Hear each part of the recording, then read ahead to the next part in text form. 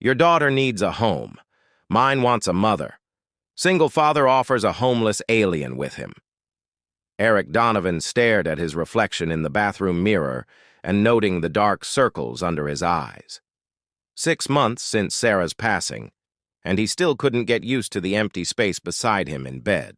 The orbital station's artificial daylight cycle was beginning, illuminating his apartment's sparse interior through the viewport. "Daddy? I can't find my school tablet."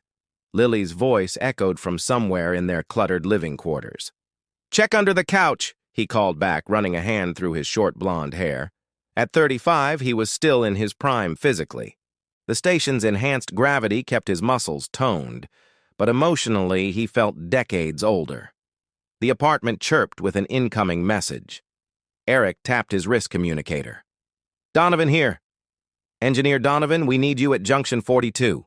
The atmospheric regulators are acting up again."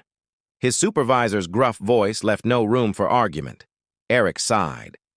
"I'll be there in 20. He found Lily in the living room, her golden curls bouncing as she dug through piles of laundry. At 7 years old, she had her mother smile in his stubbornness. "Found it!" she exclaimed, triumphantly, holding up her tablet. "Great! Now breakfast!" Eric navigated through the kitchen's chaos, nearly tripping over a toy hover car. The food synthesizer beeped unhappily when he tried to program it. "Damn it! I mean, darn it!" "You said a bad word," Lily giggled. "I know, sweetheart. Sorry." He managed to coax the machine into producing something resembling oatmeal. "Listen, I have to go in early today. Mrs. Wolf next door will take you to school." Lily's smile faded again. "You promised we'd have breakfast together." "I know, and I'm sorry." The guilt was a familiar weight on his shoulders. "But the station needs fixing." And you're the only one who can do it," she finished. Her small voice resigned. "That's what you always say." Eric knelt beside her chair. "Hey, I promise I'll make it up to you. How about we go to the observation deck this weekend, see the stars?" Her face brightened slightly. "Promise. Cross my heart." He kissed her forehead. "Now eat up. I'll call Mrs. Wolf." After dropping Lily off, Eric trudged to work. His mind a battlefield of professional obligations and parental guilt.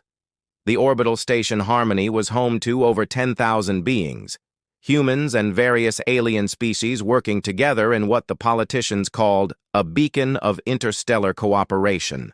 To Eric, it was just where he fixed things that broke, earned his credits, and tried to raise his daughter alone. By evening, exhaustion had settled deep in his bones. The apartment was in even worse shape than when he left it, dishes piled in the sink, Lily's toys scattered across the floor, and a message from her teacher about incomplete homework. Eric collapsed onto the couch, staring at the ceiling. Something had to change. He couldn't keep juggling a demanding job in single parenthood. The station's child care services were expensive and impersonal, and finding reliable help was nearly impossible. With a resigned sigh, he pulled up his tablet and began drafting an advertisement. Single human father seeks household assistance. Duties include child care for a 7-year-old girl, meal preparation, and general housekeeping. Competitive compensation, all species welcome. References required. He hesitated before sending it to the station's community board. It felt like admitting defeat, like he was failing Sarah's memory by not being able to handle everything on his own. "What would you do, Sarah?" he whispered to the empty room. The silence offered no answers, but Lily's small voice did as she padded into the living room in her pajamas. "Daddy, I'm hungry." Eric checked the time. 20:30. He'd forgotten dinner again. "I'm sorry, sweetheart. Let's see what we can find." He rummaged through the kitchen, eventually producing a synthetic protein bar and some fruit. As Lily ate her makeshift dinner, Eric made his decision. He tapped send on the advertisement. "What's that, Daddy?" Lily asked, peering at his tablet. "I'm getting us some help around here," he said, trying to sound confident. "Someone to make sure you get proper meals and help with homework when I'm working late." Lily considered this like a new mommy. The question caught him off guard. No, honey, just someone to help out. Oh, she looked disappointed. I miss having a mommy. Eric's heart clenched. I know, sweetheart. I miss her too. Later, after tucking Lily in, Eric checked his messages. The advertisement had already received one response. A brief note from someone named Shay, requesting an interview the following day. Eric stared at the unfamiliar name, wondering what he was getting himself into. Eric spent the morning frantically tidying the apartment. He'd never been good at housekeeping. Sarah had always handled that, but he couldn't interview a potential housekeeper in this chaos. Lily, please put your toys away, he called, shoving a pile of laundry into the bedroom closet. But I'm making something special, Lily protested from her room. Eric checked the time. 9:45. Shay would arrive at 10. Whoa. Whatever you're making, it needs to be cleaned up before our visitor gets here. The doorbell chimed precisely at 10. Eric smoothed his shirt, took a deep breath, and opened the door. His prepared greeting died in his throat. Standing before him was a slender humanoid woman with light blue skin that seemed to shimmer subtly in the corridor lighting. Her face was elegantly proportioned with high cheekbones and large sea-green eyes that regarded him with cautious intelligence.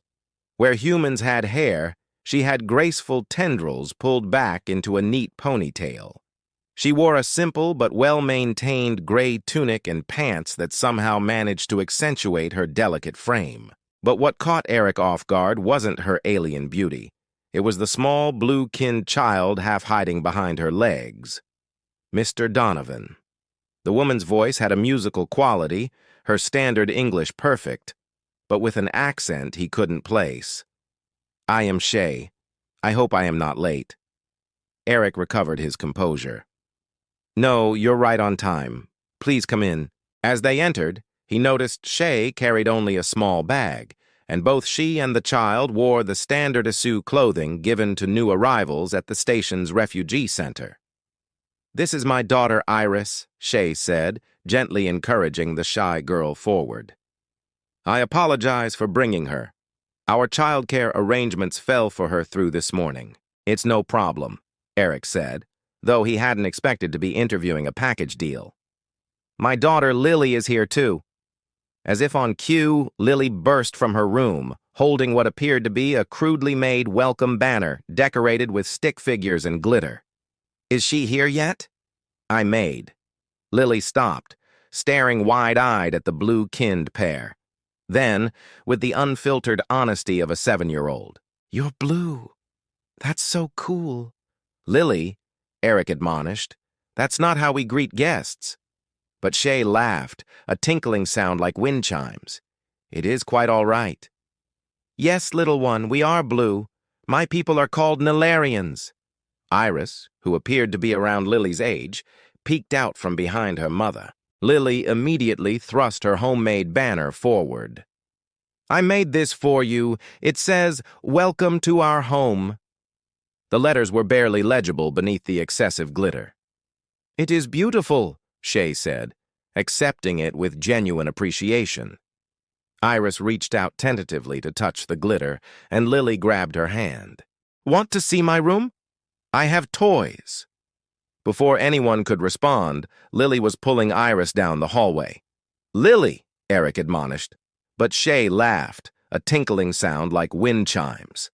It is quite all right. Yes, little one, we are blue. My people are called Nilarians. Iris, who appeared to be around Lily's age, peeked out from behind her mother. Lily immediately thrust her homemade banner forward. I made this for you. It says, Welcome to our home. The letters were barely legible beneath the excessive glitter. It is beautiful, Shay said, accepting it with genuine appreciation. Iris reached out tentatively to touch the glitter, and Lily grabbed her hand. Want to see my room? I have toys. Before anyone could respond, Lily was pulling Iris down the hallway. Lily? Wait, Eric called. But the girls had already disappeared. Children adapt so quickly, Shay observed with a small smile. Perhaps we should follow their example. Eric gestured toward the living room. Please have a seat. Would you like something to drink? The synthesizer's acting up, but I can make tea the old-fashioned way. Water would be fine. Thank you. As Eric fetched water, he observed Shay taking in the apartment, the mismatched furniture, the half-finished engineering projects, the family photos. She didn't seem judgmental, merely observant. So, Eric began as he returned with 2 glasses. Your message mentioned you recently arrived on Harmony. Shay nodded, accepting the water. 3 weeks ago, my husband was a diplomat. He died during an attack on our outpost in the Riel system. Her voice remained steady, but her tendrils seemed to droop slightly. The Terran Alliance offered refugee status to survivors. Iris and I had nowhere else to go. I'm sorry for your loss, Eric said, the words feeling inadequate but sincere. My wife Sarah passed 6 months ago. Bacterial infection. The medics couldn't identify it in time. Their eyes met in shared understanding. It is difficult, Shay said softly, raising a child alone in an unfamiliar place. From Lily's room came the sound of laughter followed by a crash and sudden silence. Eric was halfway to his feet when Lily's voice called out, It's okay, nothing broke. He sank back down, exchanging a knowing look with Shay. Your advertisement mentioned competitive compensation, Shay said, returning to business. I should be transparent. I need more than credits. The refugee housing is temporary, and I've been unable to secure permanent quarters. Station administration prioritizes established residents and essential personnel. Eric frowned. They're making you leave. In 2 weeks we can apply for extension, but she shrugged elegantly. Bureaucracy moves slowly. Another crash from Lily's room, followed by a wail that definitely wasn't his daughter's voice. Eric and Shay both stood immediately. They found Lily looking guilty beside a toppled shelf, while Iris clutched the broken pieces of what appeared to be a small crystalline figurine. I'm sorry, Lily blurted. I was showing her my stuff, and I bumped the shelf, and Iris's sobs intensified, her tendrils writhing in distress. Shay knelt beside her daughter, murmuring in a language Eric's translator didn't catch. She gently took the broken pieces. It was her father's gift, Shay explained quietly to Eric. The only thing she has from him. Eric felt a pang of empathy. He knelt beside Lily. Sweetheart, accidents happen, but we need to be more careful with other people's belongings. To his surprise, Lily approached Iris and awkwardly patted her shoulder. I'm really sorry. Maybe my daddy can fix it. He fixes everything on the whole station. Iris looked up hopefully through her tears, and Eric found himself faced with 2 expectant child faces and 1 politely skeptical adult one. I can try, he said, accepting the fragments from Shay. Their fingers brushed, and he noticed her skin was surprisingly warm. Eric's engineering workshop was a sanctuary of organized chaos. Tools hung in precise arrangements on the walls, while components and half-finished projects occupied every available surface. It was here, 3 days after their first meeting, that he carefully reassembled Iris's figurine. The delicate piece, a stylized representation of what Shay had explained was a sacred animal from their home world, had required specialized adhesive and steady hands. Eric worked under a magnifying lens, his fingers moving with the same precision he applied to station repairs. A soft knock interrupted his concentration. Shay stood in the doorway, 2 steaming mugs in hand. The girls are asleep, she said, offering him one of the mugs. I thought you might need refreshment. Thanks. Eric accepted the drink, noticing how quickly Shay had learned his preference for the strong, bitter tea humans called engineer's fuel. She'd been working for him for only 3 days, but already the apartment felt transformed, organized, clean, and somehow more like a home than it had since Sarah's passing. Is that? Shay leaned closer, her tendrils shifting forward with interest as she examined the nearly completed figurine. Almost done, Eric said, aware of her proximity, the subtle floral scent that seemed to emanate from her skin. Just 1 more piece. With careful movements, he placed the final fragment, holding it steady until the adhesive set. The repair lines were barely visible. "There," he said, presenting it to Shay. "What do you think?" She took the figurine with reverent hands, turning it in the light. "It's perfect. I cannot believe you restored it so completely." Her sea-green eyes met his. "Iris will be overjoyed. It's the least I could do after Lily's enthusiasm." Shay's lips curved into a smile. "Your daughter has brought mine out of her shell more in 3 days than I managed in 3 months. Iris has not stopped talking about her new friend Lily since we arrived." The warmth in her voice stirred something in Eric's chest. He cleared his throat. "Speaking of arrivals, I wanted to talk to you about your housing situation." Shay's tendrils stiffened slightly, a reaction he'd come to recognize as tension. "I received notice today. We must vacate refugee housing in 10 days, not 2 weeks, as originally stated. That's actually what I wanted to discuss." Eric set down his tools, gathering his courage. "I have a spare bedroom. It's small, but it would fit you and Iris until you find something permanent." Shay's eyes widened. "You would offer us shelter, but you barely know us." "I know enough," Eric said. "You're excellent with Lily. The apartment hasn't been this organized since." He paused. "And the girls get along so well." "It would not be proper," Shay said, though her tendrils had relaxed. "In Naran culture, unmarried adults sharing living spaces. Intimate. It's just temporary," Eric assured her.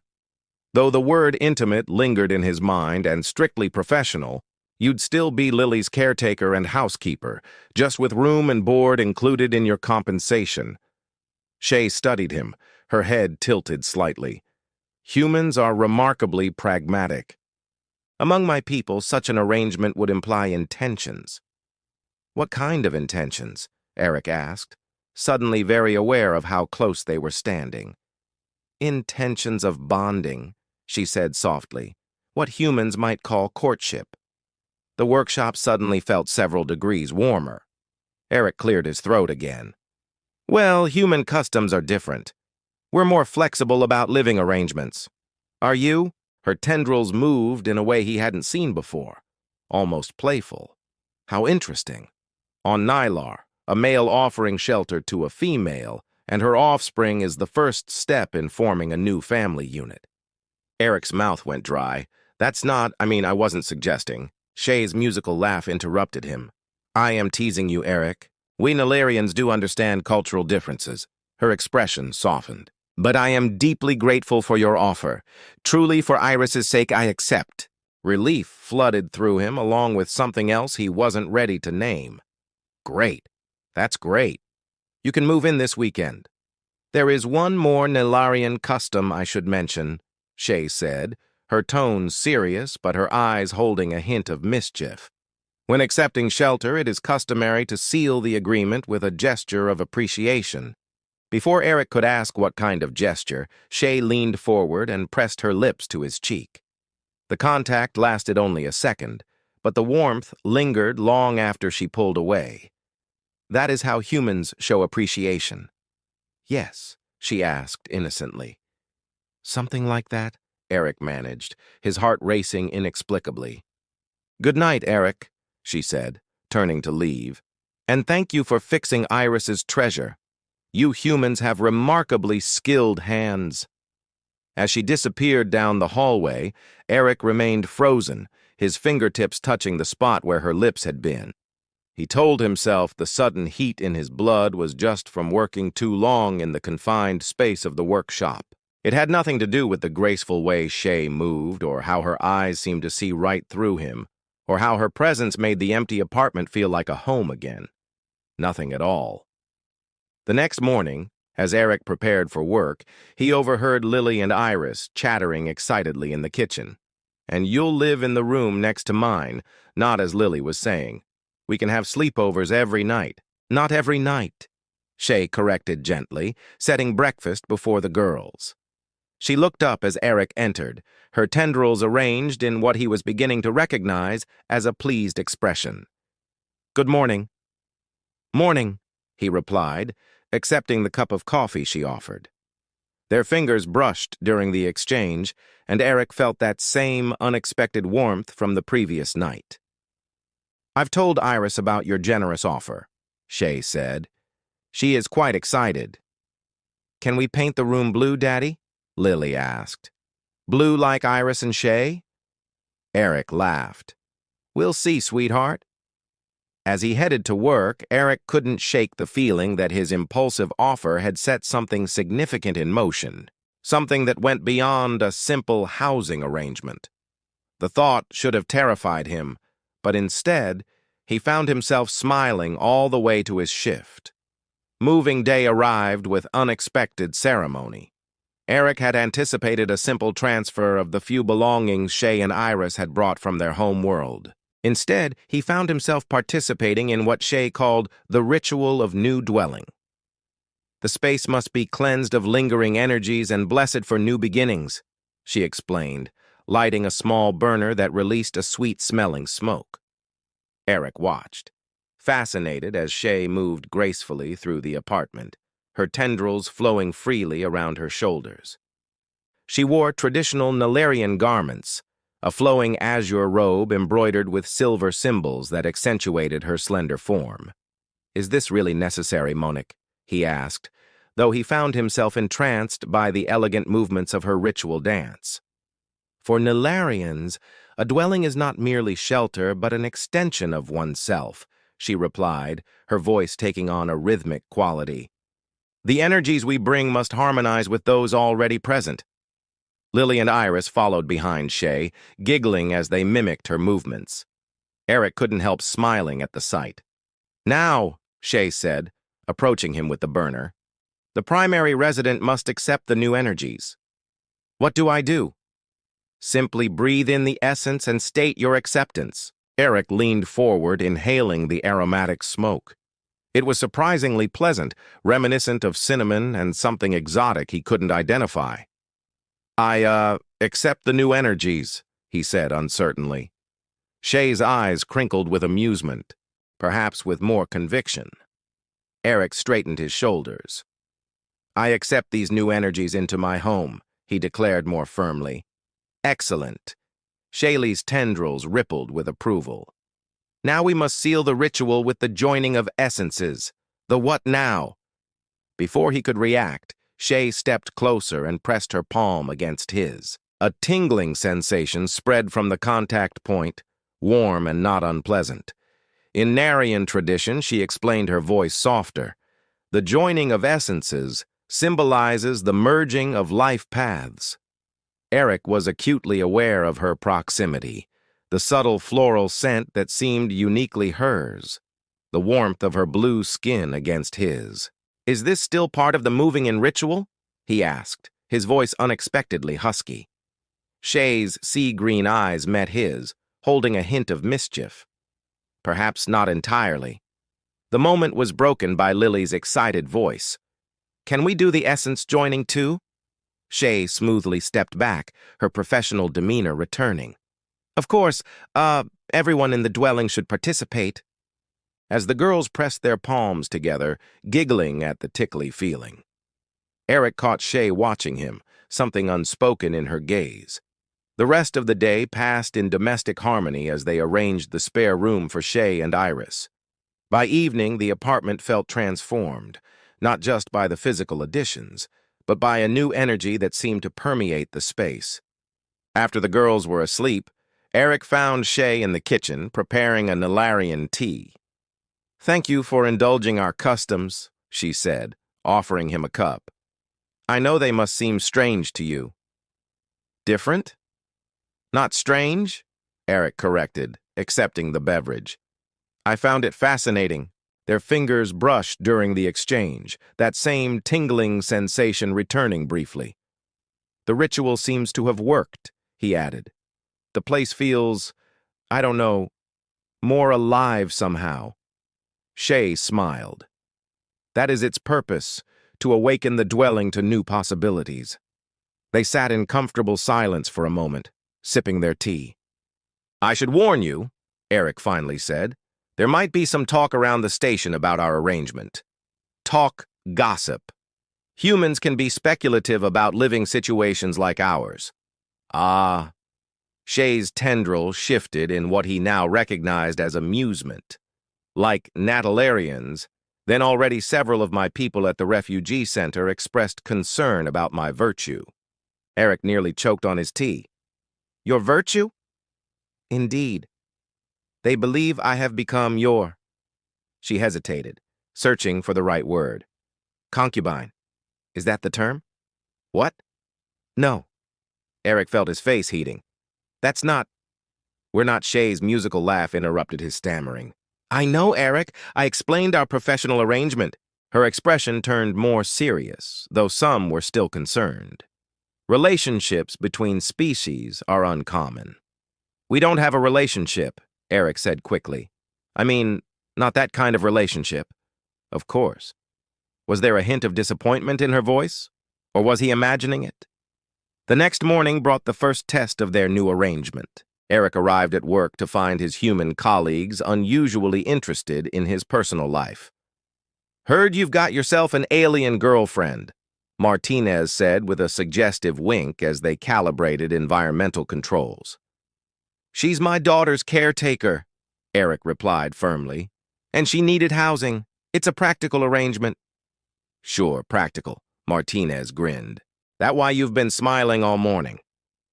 Before Eric could respond, his supervisor called him to an urgent meeting. The station's Nilarian representative, Counselor Trell Van, had requested his presence.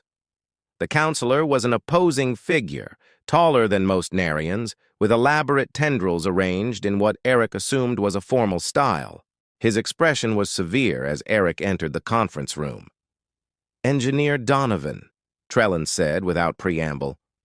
I understand you have taken one of our refugees into your home. Yes, sir. Shay and her daughter needed housing, and I needed household help. It's a mutually beneficial arrangement. Trellin's tendrils stiffened. You should be aware that in our culture, such arrangements carry significant implications. Shay is the widow of a respected diplomat. Her reputation is of concern to our community. Eric felt a flash of irritation. With all due respect, Counselor Shay is an adult capable of making her own decisions, and on a human station, human customs tend to prevail. This is an interaces station, Mr. Donovan. All cultures deserve respect. Trellin leaned forward. I merely wish to ensure you understand the potential complications of your arrangement. The only complication I see is people making assumptions about a perfectly innocent situation, Eric replied, struggling to maintain his professional tone.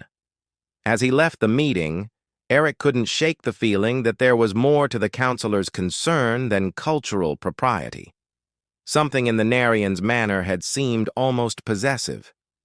Daddy, I don't want to go to school today, Lily announced at breakfast, pushing her food around her plate. Eric looked up from his engineering reports. Why not, sweetheart? You love school. Lily exchanged a glance with Iris, who suddenly seemed very interested in her bowl of Narian grain porridge. Some of the kids are being mean, Lily finally admitted. They say our family is weird. Eric sat down his tablet. What kids? Mostly the Praxian boys, Lily said. And Counselor Trellvan's son, Moran, he called Iris a species traitor. Shay, who had been preparing lunches at the counter, went still, her tendrils coiled tightly. A sign of distress Eric had come to recognize. Did you tell your teacher? Eric asked, keeping his voice calm despite the anger building inside him. Lily shook her head. Mr. Bennett was busy. And anyway, Iris said we should just ignore them. Eric glanced at Iris, who hadn't spoken. The usually quiet girl seemed even more withdrawn than usual. Is that true, Iris? Shay asked gently. Did Marin say these things to you? Iris nodded slightly. He said Mother was dishonoring Father's memory by living with a human male. Her voice was barely audible. And that I shouldn't play with Lily because humans are primitive. Eric felt a surge of protective fury, but before he could respond, Shay knelt beside the girls. Listen to me, both of you, she said firmly. There is nothing wrong with our arrangement. Counselor Trelvan's son is repeating adult prejudices he does not understand. Her tendril softened as she stroked Iris's cheek. And your father would be proud of the friendship you found with Lily. We'll speak with your teachers, Eric added. This kind of behavior isn't acceptable. After the girls left for school with extra treats in their lunches and promises to stay together, Eric turned to Shay. This is because of Trellin, isn't it? He's poisoning his own son's mind with his garbage. Shilly sighed, her tendrils drooping. It's more complicated than that. Trellin has expressed interest in me as a potential mate. What? Eric felt an unexpected jolt of jealousy. In Narian culture, it's customary for high-ranking males to seek unions with the widows of respected diplomats. Shirley explained, it's considered an honor. Is that what you want? Eric asked, trying to keep his voice neutral. No, her answer was immediate and firm. Trolvan is respected, but he is cold and calculating. Nothing like, she trailed off. Nothing like what? Shay met his gaze, her sea-green eyes intense. Nothing like you, Eric. The air between them seemed to crackle with unspoken tension. Eric took a step closer, drawn by something he couldn't name. Shay, his communicator buzzed loudly, breaking the moment. Eric swore under his breath as he checked the message. I have to go. Emergency in Section 8. He hesitated. We should talk about this later. Shay nodded, her expression unreadable. Yes, later. The day dragged endlessly. Eric's mind kept returning to Shay's words, to the look in her eyes. By the time he finished his shift, he'd made a decision. Whatever was developing between them, he wouldn't let Trell Wobbin's interference or station gossip dictate their choices. He was halfway home when his communicator buzzed again, a message from the school. Both girls had been involved in an incident, his heart racing. Eric rushed to the education sector. He found Lily and Iris sitting outside the administrator's office, Lily sporting a bruised knuckle and Iris with tear tracks on her blue cheeks. What happened? Eric demanded, kneeling before them. Mevin pushed Iris, Lily explained, her chin jutting defiantly. So I pushed him back. Then he called you a bad name, so I hit him. You hit the counselor's son? Eric groaned. He deserved it, Lily insisted. He said humans were only good for manual labor and that you were her servant. Eric sighed, torn between pride at his daughter's loyalty and concern about the diplomatic implications. The office door opened, revealing Shay in conversation with the school administrator, and behind them, Counselor Trelvan himself, his tendrils arranged in a pattern of barely contained fury. Mr. Donovan, the administrator began, we need to discuss your daughter's behavior. My son was assaulted by this human child, Trelvan interrupted, his voice cold. After your son pushed my daughter and insulted their family, Shay countered, her normally melodious voice sharp. Family? Trelvan's tendrils writhed in disgust. This unnatural arrangement is hardly a family. You dishonor your late husband's memory with every day you spend in this human's dwelling. Eric stepped forward, placing himself between Trevon and Shay. That's enough. Your problem is with me, not with her. Indeed, human, Trellin sneered. You have overstepped your bounds. Shali is a Malarian widow of high standing. Her future should be with her own kind, not serving as your household convenience and whatever else you use her for. Eric's fist clenched, but Shay placed a restraining hand on his arm. The touch sent that now familiar warmth through him, steadying his anger. I am not a possession to be claimed as Trellin, Shay said with quiet dignity. My choices are my own, and I choose to remain with Eric and Lily. Trelavan's eyes narrowed. This is not over, Shay. The council will hear of this inappropriate situation. He turned to his son, who had been watching with wide eyes. Come, Maver, we have no more business with these people. After they left, the administrator sighed heavily. I cannot condone violence regardless of provocation. Both girls will need to apologize to me tomorrow. Understood, Eric said, though privately he thought Lily's punch had been well-deserved. The walk home was quiet, both girls subdued by the confrontation. Once they were settled with a halavid in the living room, Eric found Shay in the kitchen, her tendrils agitated as she prepared dinner. "I'm sorry," he said. "This is my fault. I've put you in an impossible position." Shay turned to him, her expression fierce. "No, Eric. Trellin does not speak for all Narians, just as the bullies at school do not speak for all children.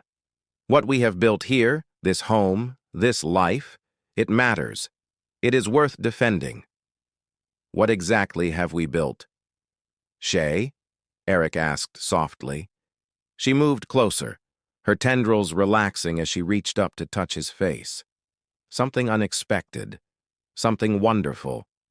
The moment stretched between them, filled with possibility. Eric leaned down, drawn by an irresistible pull, and Shay rose to meet him. Their lips met in a tentative kiss that quickly deepened, unleashing weeks of suppressed longing. When they finally broke apart, both slightly breathless, Eric rested his forehead against hers. "I guess that answers my question," he murmured. Shay's musical laugh filled the space between them. "Indeed it does, human. Indeed it does." The official summons arrived 3 days after the school incident. Eric stared at the formal document on his tablet, his jaw clenched. "The Harmony Station Interspecies Council requests the presence of Eric Donovan and Shay Non to address concerns regarding their domestic arrangement and its impact on station harmony." "They can't be serious," Eric muttered, showing the message to Shay as she prepared breakfast. "This is our private life." Shay's tendrils coiled anxiously as she read. "Trailvan has more influence than I realized. He's invoked the Cultural Preservation Clause." "The what?" "A provision in the station charter that allows intervention when cultural practices are threatened." Her sea-green eyes met his. "He's claiming our relationship undermines Narian customs." Eric ran a hand through his blonde hair in frustration. "This is ridiculous. We're consenting adults." "In human terms, yes." Shaylee's voice softened. "But Narian society has strict protocols for widows, especially those of diplomatic rank." The past 3 days had transformed their relationship. That first kiss in the kitchen had broken a dam, leading to stolen moments of affection whenever the girls weren't looking. Last night, after the children were asleep, they had shared more than kisses. A passionate, tender exploration of their differences and similarities that left Eric in awe of how perfectly they fit together, despite their different species. And now, the morning after their first night of intimacy, they faced an official challenge to their very right to be together. "I won't let them separate us," Eric said firmly, taking her hand. Her skin was warmer than a human's, with a subtle texture that sent pleasant tingles through his fingertips. "The hearing is tomorrow," Shay noted, her tendrils betraying her anxiety despite her calm tone. "We should prepare the girls." Telling Lily and Iris proved more difficult than anticipated. The girls had grown inseparable, their initial differences forgotten in the bond of shared play and secrets. "But why do stupid adults get to decide if we can be a family?" Lily demanded, her small face flushed with indignation. "Because adults make things complicated," Eric answered honestly. "But I promise we'll fight for our family." That night, after tucking the girls in, Eric found Shay in their bedroom, no longer just his, but theirs. She stood by the viewport, the stars illuminating her blue skin with an ethereal glow. "You're worried," he said, coming up behind her and wrapping his arms around her slender waist. She leaned back against his chest. "Narian culture values tradition above all. What we've found together, this beautiful unexpected connection, they may not understand it. Then we'll make them understand." Eric turned her to face him. "I love you, Shay. I didn't plan it, didn't expect it, but there it is, and I'll be damned if I let some council tell me who I can love." Her tendrils rippled with emotion as she reached up to touch his face. My people have a saying. The heart knows no boundaries. Only the mind creates them.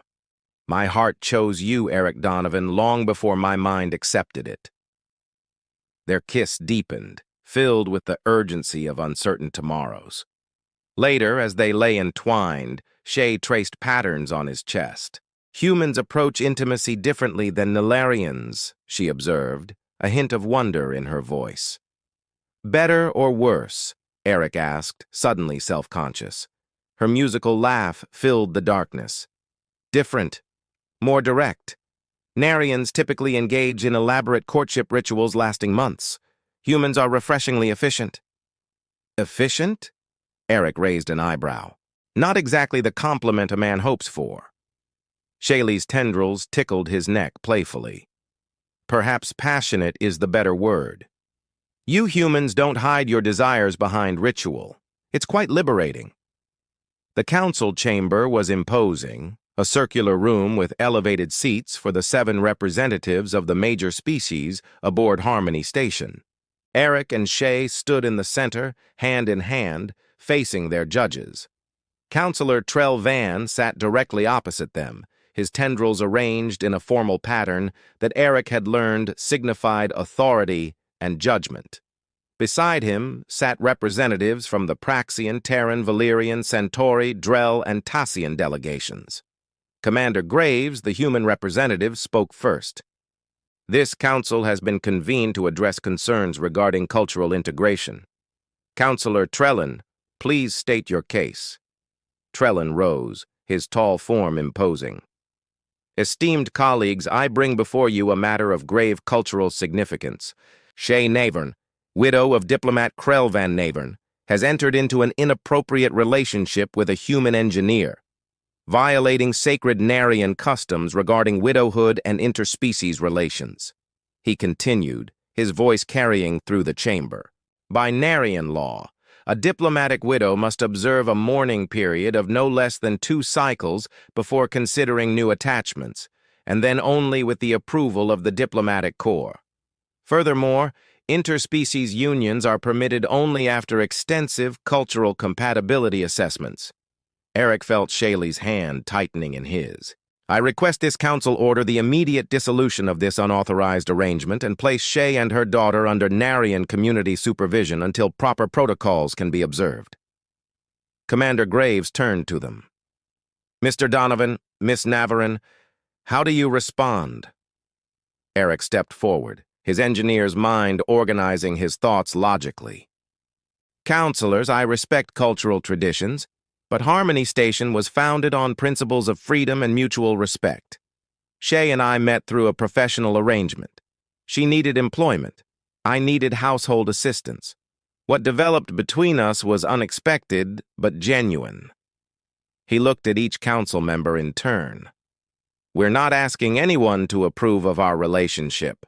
We're simply asking for the right to determine our own lives, and the lives of our children who have formed a deep bond. Shay spoke next, her musical voice steady. Counselors, I honor my Narian heritage. My late husband served our people with distinction, but he also believed in cultural exchange and progress. Her tendrils moved in a pattern Eric recognized as determination. The traditions Counselor Trellvon invokes were designed to protect widows in a patriarchal system, not to control their hearts. The Centauri representative, a tall, willowy being with iridescent skin, leaned forward. Counselor Trellin, is your concern truly for Narian culture, or is it perhaps more personal? Trellin's tendrils stiffened. My motives are irrelevant. The law is clear. Actually, Commander Graves interjected, station charter supersedes cultural law when residents choose to invoke personal choice provisions. Has Ms. Navarre been coerced in any way? No, Shay answered firmly. My choice was made freely. The council chambers erupted in murmurs as the representatives conferred. Eric and Shay stood resolute, their hands still joined as they awaited their fate. The council chamber fell silent as the 7 representatives returned from their private deliberation. Eric squeezed Shay's hand, drawing strength from her warmth as they awaited the verdict. Commander Graves, the human representative, spoke first. After careful consideration, this council has reached a decision regarding the petition filed by Councillor Trelvine. Eric held his breath, feeling Shay's tendrils brush against his arm in a gesture he'd come to recognize as seeking reassurance.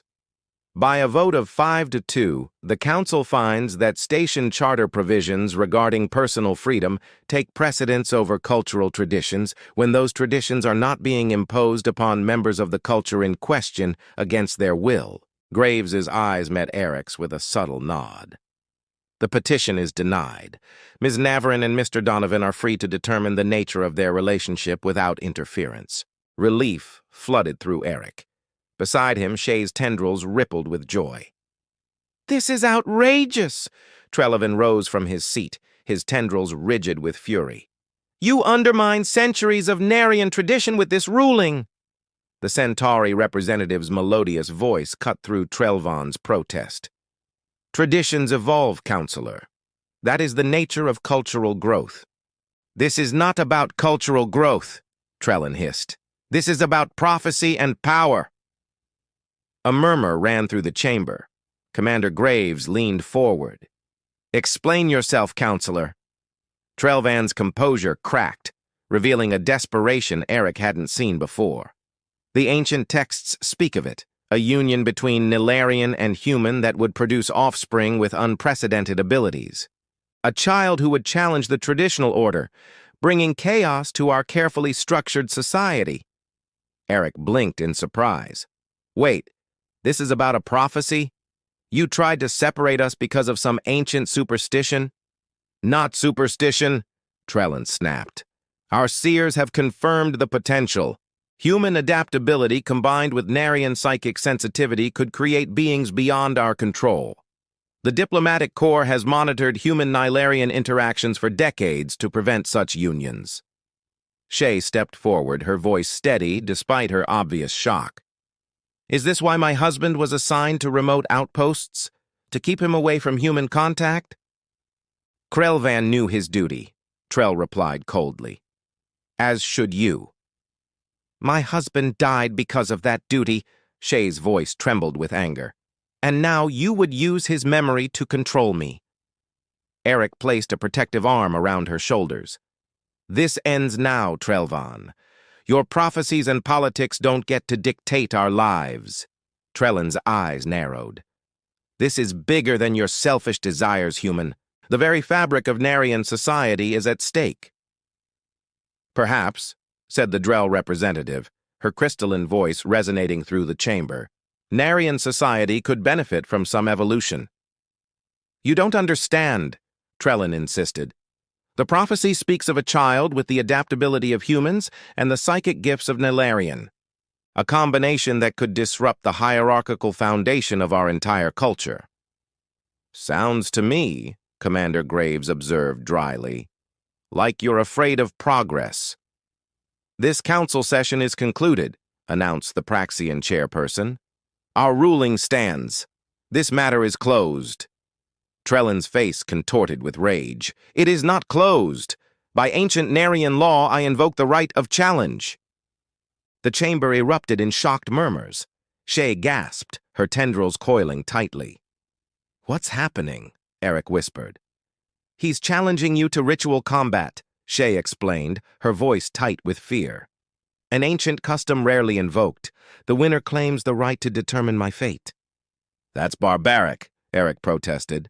"It is also not recognized under station charter," Commander Graves stated firmly. "Councillor Trelvine, you will stand down." But Trelvine had already descended from the council platform, approaching Eric with predatory grace. "Does the human refuse the challenge, proving his unworthiness?" Eric felt a surge of protective fury. This alien bureaucrat had tried to destroy their happiness through legal means, and now through archaic ritual. Enough was enough. "I accept," Eric said, stepping forward despite Shay's attempt to hold him back. "Eric, no!" Shay pleaded. Narian ritual combat is dangerous. Our strength exceeds yours. Trust me, Eric murmured, squeezing her hand. Then to Trellin, name your terms. Trellin's tendrils arranged themselves in a pattern of smug satisfaction. The traditional challenge requires only that the combatants remain within a circle of honor. The first to step outside loses. Simple enough for even a human to understand. Fine, Eric said. Let's get this over with. The council chamber was quickly rearranged, chairs pushed back to create a circular space marked by luminescent tape on the floor. Eric removed his jacket, standing in his fitted black t-shirt that revealed the muscular physique maintained by years of physical labor in the station's enhanced gravity. Trellvin shed his formal robes, revealing a lean, sinewy frame. His tendrils moved in complex patterns that Eric recognized as preparation for combat. Begin, called the Praxian chairperson. Trellin moved with surprising speed, his tendrils extending to twice their normal length and whipping toward Eric's face. Eric ducked, feeling the air displacement as they passed overhead. Humans, Trellin taunted, circling. So physically limited. No wonder your species relies on crude technology rather than natural evolution. Eric didn't waste breath responding. He watched Trellvan's movements, analyzing patterns like he would a complex engineering problem. The Nilarian was faster, stronger, and had the advantage of his prehensile tendrils. But Eric had something Trellvan lacked: human adaptability. When Trellin lunged again, Eric was ready. Instead of dodging, he stepped into the attack, grabbing two of the extended tendrils and yanking hard. Trellin howled in pain and surprise as Eric used the Narian's own momentum to swing him around. You forget, Eric said through gritted teeth. Humans evolved on a high-gravity world. We may not have your fancy appendages, but we know how to use leverage. With a final heave, Eric released Trellvan, sending him stumbling toward the edge of the circle. The Narian counselor barely caught himself before crossing the line. Impressive, Trellin conceded, his tendrils now moving more cautiously. But futile. The next attack came from multiple angles, tendrils whipping at Eric's legs, arms, and face simultaneously. He blocked what he could, but several struck home, leaving stinging welts. Eric stumbled back dangerously close to the circle's edge. Trellvan pressed his advantage, moving in for the final push. Your kind always loses in the end, human. You lack the refined evolution of older species. Something in Eric snapped at those words. Not anger, but determination. The same stubborn human resolve that had carried his species from cave dwellings to the stars. You know what humans have that you don't, Trellin? Eric asked, straightening despite his pain. We never accept limitations. We never stop trying to be better. With unexpected speed, Eric dropped to the floor, sweeping his leg in a wide arc that caught Trellvan's ankles. The Narian counselor crashed down, his tendrils flailing for balance. Before he could recover, Eric was on him, using his superior weight to pin Trellin and drag him toward the circle's edge. This is the true strength of humanity, Eric said, his voice steady despite his exertion. Not our bodies, but our hearts. We fight for what we love, not for prophecies or power. With a final push, Eric shoved Trellvan across the line. Silence fell over the chamber, broken only by Eric's heavy breathing. Then, Commander Graves's voice rang out. The challenge is complete. Eric Donovan is victorious. Trellvan lay where he had fallen, his tendrils limp with defeat. Impossible, he whispered. Eric stood, offering his hand to the fallen counselor. Not impossible, just human. After a moment's hesitation, Trellin accepted the assistance, rising with as much dignity as he could muster. The ancient texts, they were right to warn us about humans, he said quietly. Your kind defies all logical prediction. That's kind of our specialty, Eric replied with a small smile. Later that evening, in the privacy of their apartment, Eric and Shay celebrated their victory with the girls who had heard exaggerated playground versions of the epic battle. "Did you really throw Counselor Trelvin across the room, Daddy?" Lily asked, her eyes wide with admiration. "Not exactly," Eric laughed, wincing slightly as Shay applied a healing salve to his welts. "But I did show him that humans don't give up easily, especially when they re-fighting for their family," Shay added, her tendrils caressing his cheek tenderly. After the girls were asleep, Eric and Shay stood by the viewport, watching the stars as they had that night before the hearing. "So," Eric said, wrapping his arms around her from behind, "a prophecy about humanarian children, huh? Should I be worried?" Shay turned in his embrace, her sea-green eyes meeting his. "Are you concerned about potentially having children with unprecedented abilities who might challenge traditional power structures?" "When you put it that way," Eric grinned, "it sounds like exactly the kind of trouble I'd like to get into." Her musical laugh filled the space between them. "Humans truly are remarkable creatures. Most species would be terrified by such a prophecy." "We prefer to see it as potential," Eric said, brushing his lips against hers. "That's the thing about humans. We're always looking forward, not back." "Is that why you asked the station chaplain to perform a bonding ceremony next week?" Shay teased, her tendrils playfully tickling his neck. "That," Eric replied, pulling her closer, "and because I can't imagine my life without you. Our daughters need a real home, and we've made one together." As their lips met in a passionate kiss, Eric reflected that sometimes the most unexpected journeys led to the most perfect destinations. What had begun as a simple advertisement for household help had transformed into something miraculous. A family forged across the stars, stronger for its differences and united by love. And if someday they did have children who changed the galaxy, well, that was just humanity doing what it did best, defying expectations and creating new possibilities. Humanity indeed,